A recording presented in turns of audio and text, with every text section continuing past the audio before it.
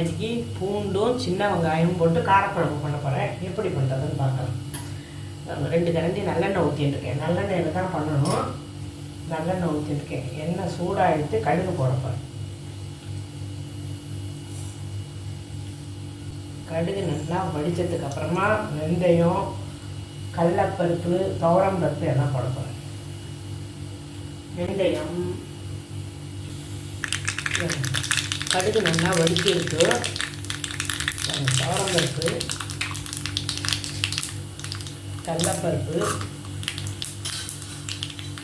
1 teaspoon வெந்தயம், 1 மிளகா வத்தல், இதெல்லாம் செவந்ததுக்கு அப்புறமா வெங்காயத்தை போட்டு வெங்காயம் பூண்டு 2ஐயும் போட்டு வதக்க போகிறோம்.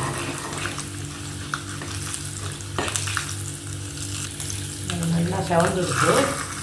இப்போ வெங்காயத்தையும் பூண்டையும் போட்டு வதக்க போகிறோம்.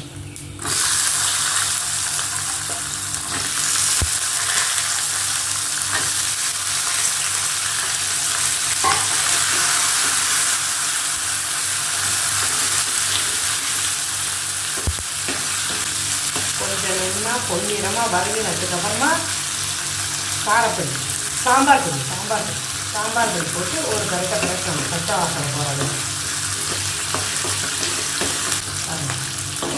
பூண்டு, சின்ன வெங்காயம் எல்லாம் நல்லா ஒரு செகண்ட் நல்லா வதங்கிடுத்து. கோல்டன் கலரில் வதங்கிடும். இப்போ இதில் சாம்பார் பொடி எத்தனை புளி எடுத்துக்கிறீங்களோ, எத்தனை பூண்டு எடுத்துக்கிறேன். நான் 4 பேருக்குள்ள சாம்பார் பொடி பண்ண போகிறேன். கொத்தக்குழம்பு இல்லை பெரிய ஸ்பூனால் 1 ஸ்பூன். இதையும் நல்லா ஒரு செகண்ட் வதக்கலாம். அதுக்கப்புறமா புளியை கரைச்சி ஊற்றி உப்பு போடணும்.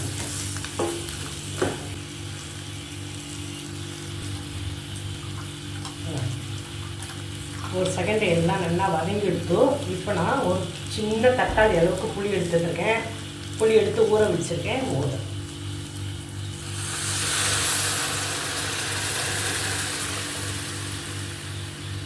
இது நல்லெண்ணெயில் தான் பண்ணணும். சூப்பராக இருக்கும். இல்லைன்னா வழக்கெண்ணெயில் கூட பண்ணலாம். நல்ல வழக்கெண்ணெயில் பண்ணலாம். நல்லா கலரி விட்டுட்டு இப்போ இதுக்கு தகுந்த உப்பு போட போகிறோம். பெருங்காய பொடியெல்லாம் தேவை கிடையாது. வெங்காயம் பூண்டு இருக்கிறதுனால பெருங்காய பொடியெல்லாம் தேவை கிடையாது. இந்த பூண்டு வெங்காய வாசனையோட சூப்பராக இருக்கும். இது எல்லாத்துக்கும் சேர்ந்த உப்பு.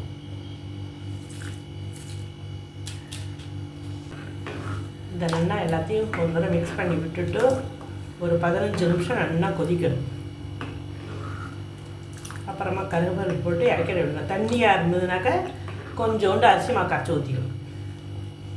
நல்லெண்ணெய் வழக்கெண்ணெயில் தான் பண்ணணும். ரொம்ப நல்லா இருக்கும். வெய்ய நாளாக இருந்தால் நீங்கள் வழக்கெண்ணெயில் பண்ணினா உடம்புக்கு அவ்வளோ நல்லது. குளுமை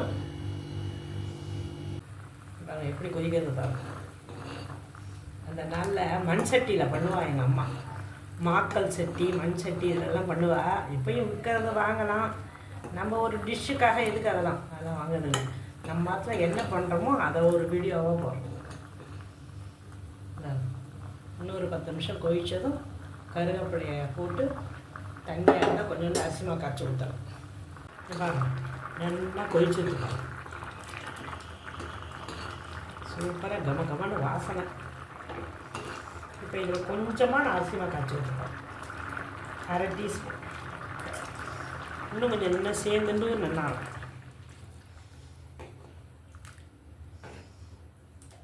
கொஞ்சோண்டு வெல்லம். நான் ரசத்துலேருந்து எங்கள் அம்மா போடுவா கொஞ்சோண்டு வெல்லம். ஏன்னா அப்போ தான் சேர்ந்து ரொம்ப டேஸ்ட்டாக இருக்கணும்.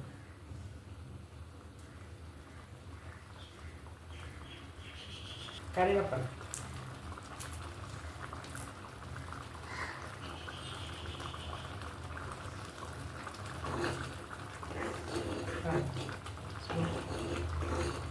கம்மமான வாசனை சூப்பராக. இந்த மாதிரி பண்ணி பாருங்க. நான் முன்னாடி தாளிப்பு போட்டு தாளிப்பு வடகம் போட்டு ஒரு ரசக்குழம்பு பண்ணியிருக்கேன். அப்புறம்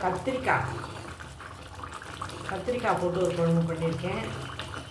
இப்போது சின்ன வெங்காயமும் பூண்டும் போட்டு காரக்குழம்பு. இது நல்லா மழை நாளைக்கு ராத்திரியில் சுட சுட வத்தலை பானையில் சாதம் வடித்து மாக்கல் சட்டியோ மண் சட்டியோ அதில் வத்தக்குழம்பு பண்ணுவாங்க எங்கள் அம்மா. ரொம்ப நல்லாயிருக்கும். இதெல்லாம் இப்போ கிடையாது, அந்த நாள்லேயே பண்ணுறது. இப்போ இறக்கிட வேண்டியது. என்ன புருஷாலாம் சாப்பிட்டா எண்ணெய் ஊற்றிக்க மாட்டான். அதனால் நம்ம வத்தக்குழம்பெல்லாம் பண்ணினா மேலே ஒரு முட்டை எண்ணெயை ஊற்றிட்டேன்னா இன்னும் சூப்பராக இருக்கும். இந்த பாருங்க என்ன அருமையாக இருக்கணும்.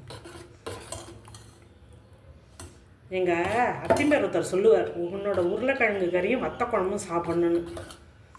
நீ பண்ணுற உருளைக்கிழங்கு கறி வத்தக்குழம்பு அருமையாக இருக்கும் பாரு எங்கள் அத்திம்பேர். சூப்பராக இருப்பார். பிடிச்சிருந்தா இந்த மெத்தடில் பண்ணி பாருங்க. லைக் பண்ணுங்க, மறக்காமல் ஷேர் பண்ணி சப்ஸ்கிரைப் பண்ணுங்க.